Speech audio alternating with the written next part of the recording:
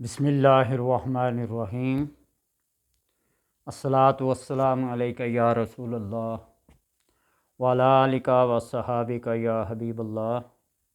اللہم صلی علی محمد وعلی آل محمد صلی اللہ علیک یا محمد نور من نور اللہ۔ رمضان المقدس کا یہ آخری عشرہ بھی اختتام کو ہے۔ اللہ تبارک و تعالیٰ سے دعا ہے کہ اللہ سب کی عبادات کو، تراویح کو، صدقہ اور خیرات کو اپنی بارگاہ میں قبول کرے۔ انسان کی کوشش ہی ہے، قبولیت کا درجہ اور شرف بخشنا اللہ تبارک و تعالیٰ کا کام ہے۔ بے شمار عملیات و وظائف قرآن کی تلاوت کے علاوہ جو بیان کیے گئے، سنے گئے، اللہ تبارک و تعالیٰ سب کے اندر خیر و برکت عطا فرمائے۔ ایک عمل آخری رات، لیلۃ الجائزہ، چاند رات، جس کو ہم بازاروں میں خریداری میں خرچ کر دیتے ہیں، صرف کر دیتے ہیں، ضائع کر دیتے ہیں۔ ٹھیک ہے، ایک وقت خریداری کا مقرر کر لیں، کچھ گھنٹے مقرر کر لیں، لیکن یہ رات ختم ہونے سے پہلے تہجد تک جو کچھ اللہ تبارک و تعالیٰ سے مانگنا ہے مانگ لیں۔ اپنی اجرت لے لیں، اپنی مزدوری لے لیں، اپنی عبادات کی قیمت لے لیں معذرت کے ساتھ۔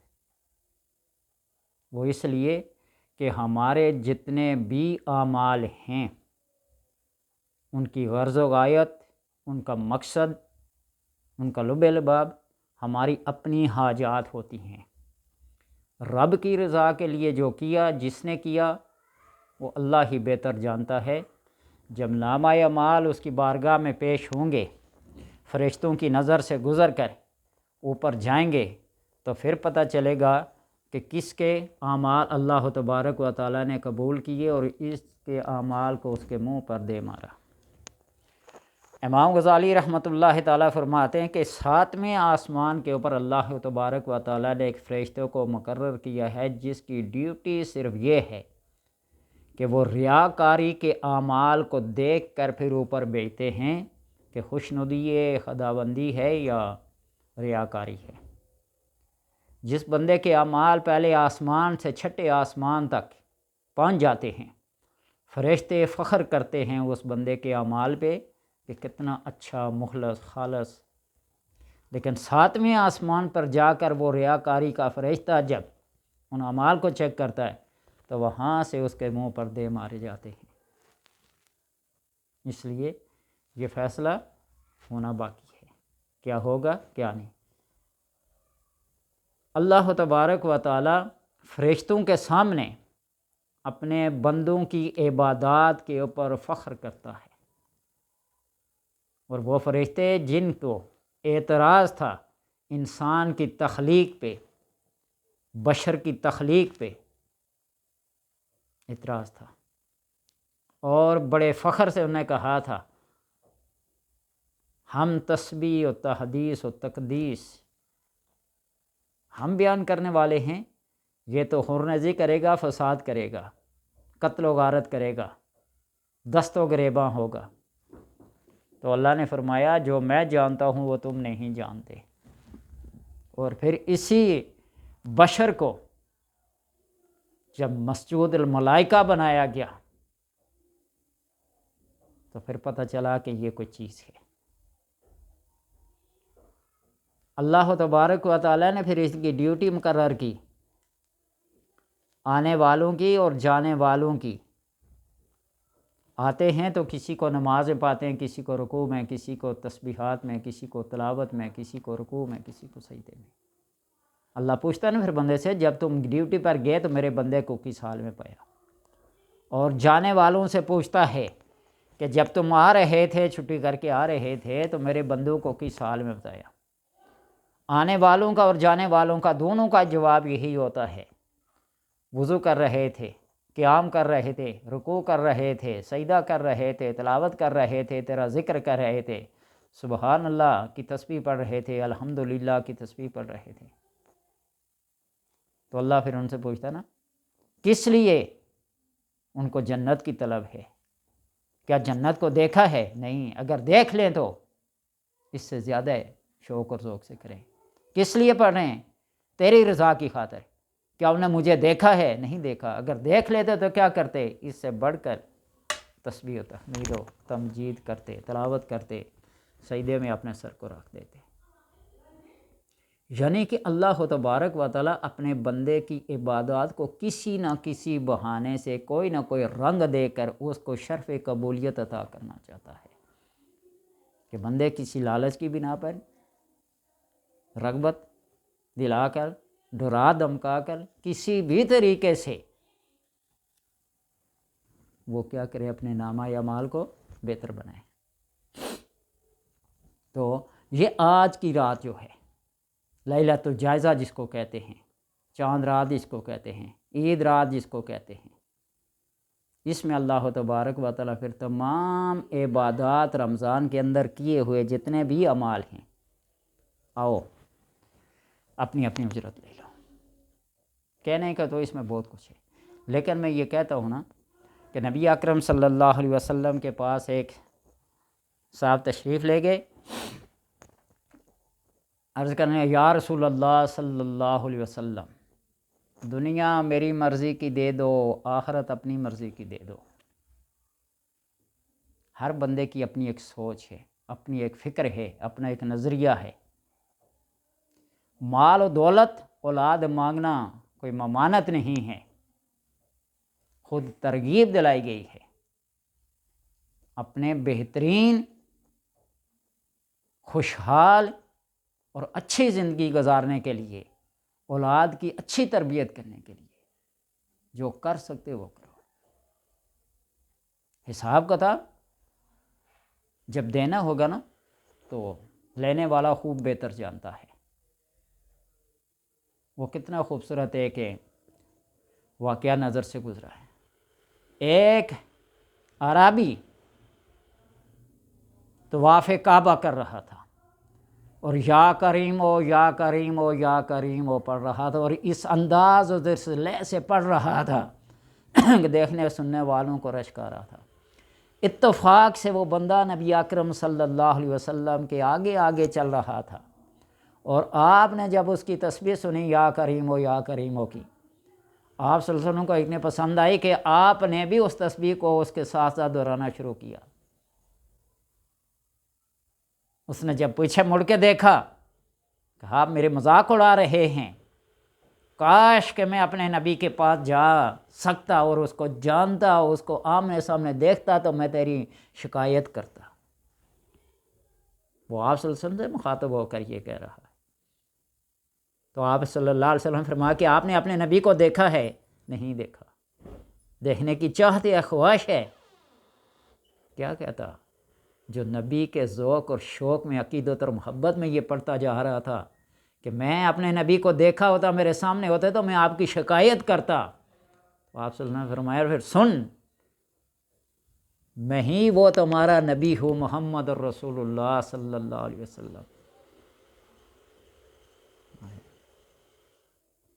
عقیدت سے، محبت سے، رشک سے اس کی کیفیت کیا ہوئی ہوگی جب آپ صلی اللہ علیہ وسلم نے اس کے سامنے اپنا تعارف پیش کیا، اور جس کی وہ تلاش میں تھا وہ مقصد بالکل سامنے مل گیا۔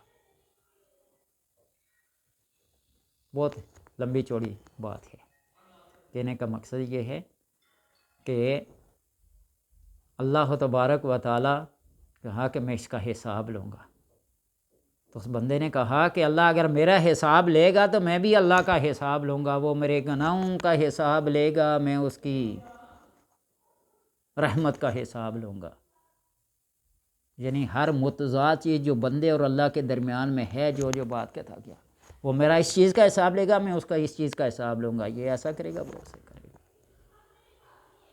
آخر میں اللہ تبارک و تعالیٰ نے فرمایا کہ میرے اس بندے کو کہہ دو، جبریل علیہ السلام پیغام لاتے رہے، جاتے رہے، آتے رہے، یا میں نے تم کو معاف کیا، تم سے کوئی حساب کتاب نہیں لیتا۔ اللہ کو کوئی ایسی ادا بندے کی پسند آ جاتی ہے، بس وہ باقی کاموں کو نہیں دیکھتا، وہ صرف کس کو دیکھتا ہے؟ اس ایک بات کو دیکھتا ہے۔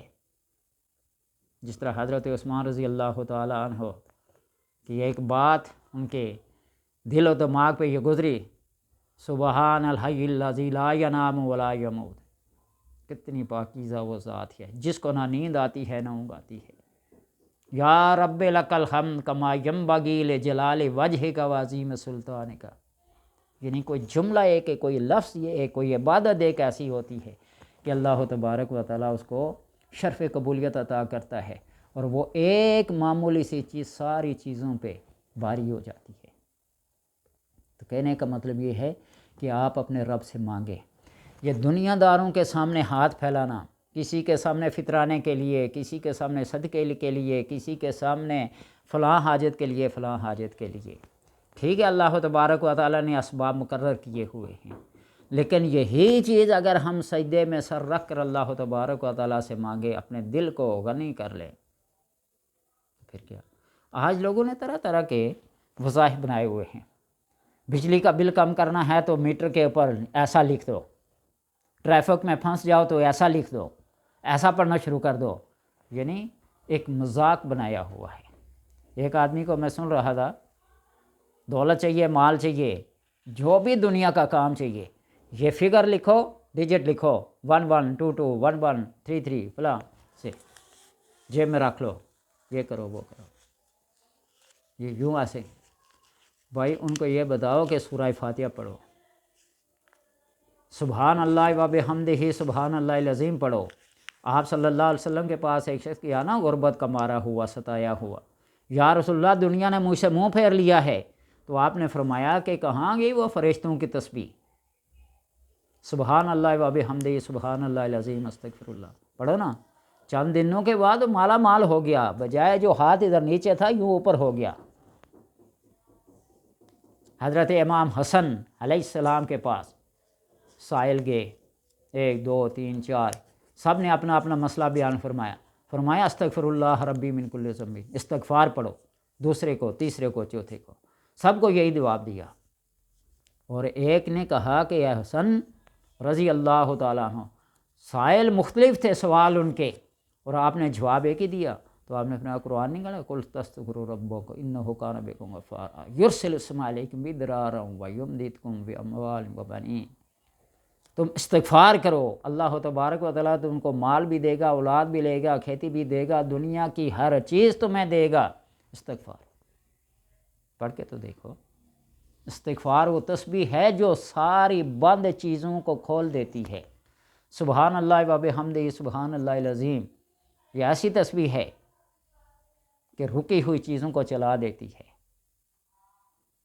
تو پھر مانگ لو آج اپنے رب سے، یہ رات پھر کسی نصیب والے کو ملے گی۔ اپنی حاجات کی لسٹیں کھول کھول کے پیش کر دو، غربت ہے، افلاس ہے، بے بسی ہے، بے روزگاری ہے، لڑائی ہے، جھگڑے ہیں، رشتے ناتے، جتنی بھی چیزیں ہیں، اس رات کو اپنے رب کے سامنے پیش کر دو اور ضد لگا لو، اپنے رب کے سامنے ایسی ضد لگا لو جس طرح بچہ چھوٹا اپنے ماں باپ کے ساتھ ضد لگا بیٹھتا ہے، جس چیز کی اسے طلب ہوتی ہے جب تک وہ اسے ملتی نہیں اس وقت تک وہ وہاں سے اٹھتا نہیں۔ وہ بچہ ضد لگا لے اپنے ماں باپ سے تو ماں باپ اس کے سامنے کیا ہو جاتے ہیں؟ سب کچھ قربان کرتے ہیں۔ وہ تو کتنا کریم ہے، کتنا عظیم ہے، مانگ لو اسے، اپنی دنیا مانگو، اپنی آخرت مانگو، اس کا قرب مانگو، جو مانگو وہ عطا کرے گا۔ اور میں نے بتایا تھا نا کہ میری غربت اور میری بے بسی جو تھی وہ دیکھنے کے قابل تھی۔ ایک تو کثیر الیال، اوپر سے غربت، کرائے کی ہر چیز، تو پھر کیا بیتی ہوگی۔ آپ اللہ پہ یقین کریں، آپ بیتی سناتے ہوئے مجھے تھوڑی سی ندامت ورش میں بھی آتی ہے، جہاں کسی کا مکان بن رہا ہوتا تھا نا، میں اس کی طرف نظر بھر کے نہیں دیکھتا تھا، حسد یا بغض کی وجہ سے نہیں، اپنی بے بسی کی وجہ سے۔ یا اللہ مجھے چھوٹا سا اپنا ذاتی دے، مانگتا رہا مانگتا۔ پتہ نہیں کس بندے کی یہ بات لیلۃ الجائزہ کے بارے میں میرے کان میں پڑی، میرے دل میں اتر گئی۔ آپ یقین جانیے کہ پھر میں نے یہ کہا، یا اللہ آخرت جو اپنی مرضی میں لکھی ہوئی ہے تو نے میرے مطابق دے دینا، مجھے اس چیز کی ضرورت ہے، میں بے وقوف، ناسمجھ، بے عقل، مجھے تو ان مادی چیزوں کی ضرورت ہے، مجھے چاہیے۔ آپ اللہ پہ یقین کریں کہ پہلی دفعہ جب یہ رات میں نے اس سی دعا مانگی، دوسرے دن ایک بندے نے 10,000 روپیہ کام کا دیا، مجھے پتہ چل گیا کہ واقعی اس رات کی مانگی ہوئی دعا رد نہیں ہوتی۔ اور پھر آج اللہ کا کرم ہے نا، اللہ کا کرم ہے، اس کو کیا بیان کروں، اللہ کا کرم ہے۔ کریم جب اپنے دروازے کھولتا ہے وہ کسی سے پھر پوچھتا نہیں ہے۔ اللہ نے ہر چیز کے لیے ایک وقت مقرر کیا ہوتا ہے، اتنے چلے کیے، اتنے مراقبے کیے۔ خدا گواہ ہے، اسکول ٹیچر تھا، چھٹیاں ہوتی تھی نا، پورے 2 مہینے، 40 دن، 45 دن، 20 دن کا، 21 دن کا، 9 دن کا، چلا کر کر کے، مانگ کے تھک جاتا تھا۔ لیکن جب کسی کی بات میرے ذہن میں پڑی نا، مان لو میری اس بات کو، بے شک آپ ان باتوں کو ایک گٹیا، بیہودہ یا فضول باتیں سمجھ رہے ہیں، سمجھو بے شک، لیکن جس چیز سے مجھے ملا ہے نا وہ چیز میں آپ کو بتلا رہا ہوں۔ جو مانگنا ہے مانگ لو، دنیا مانگنی ہے دنیا مانگو، آخرت مانگنی ہے آخرت مانگ لو، لیکن لوگوں کے سامنے اپنا ہاتھ پھیلانے سے، اپنی حاجات بیان کرنے سے، اپنا وہ زخم دکھائیں جس کا ان کے پاس کوئی مرہم نہیں ہے، ان کے پاس وہ الفاظ نہیں ہیں، دل جو کسے مانگے نا، اللہ کا سوال کرے نا، یوں ہاتھ کھڑا کر کے دھتکار دیتے ہیں۔ جب اللہ کا سوال کیا جائے نا کسی کے سامنے، اللہ کے نام کا، 1 روپیہ دے دے، 10 روپے دے دے، میری یہ حاجت ہے، اور وہ یوں ہاتھ لا کے تو ان کو دھتکار دے، تو پھر دل پہ کیا گزرتی ہے وہ برداشت کرنے والا ہی جانتا ہے۔ لیکن جب اللہ تبارک و تعالیٰ کے سامنے یوں ایسے اپنے سر کو جھکاؤ گے، اس سے مانگو گے، مالک الملک، اے خالق کائنات، جو تو نے میرا مقدر لکھا ہے، اس مقدر، اس رزق کے اندر برکت فرما کر مجھے دے دے۔ اور میں اکثر لوگوں کو یہ کہا کرتا ہوں کہ جب حرم پاک کا سفر کیا نا، وہاں میں نے کبوتروں کو دیکھا، لوگ 5 روپے سے لے کر 100 روپے تک، 1000 روپے تک وہ دانہ لے کے نا کبوتروں کو ڈالتے ہیں، اور وہ کھا کے نا تو ان کے پوٹے پور ہیں، پھر جھاڑو سے اکٹھا کر کے پھر اس کو صاف کر کے پھر۔